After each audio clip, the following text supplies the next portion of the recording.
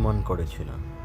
Pyramid বর্তমান Egypt দেশের প্রাচীন নাম মিশর, রাজধানী কায়রো শহরের পশ্চিম দিকে প্রায় 18 কিলোমিটার দূরে অবস্থিত এবং এটির পূর্ব দিক নীল নদ প্রবাহিত হয়েছে। গিজা পিরামিড কমপ্লেক্সে তিনটি প্রধান পিরামিড রয়েছে। খুফু পিরামিড বাদে বাকি দুটি হল খাফরে এবং মেনকাউরে।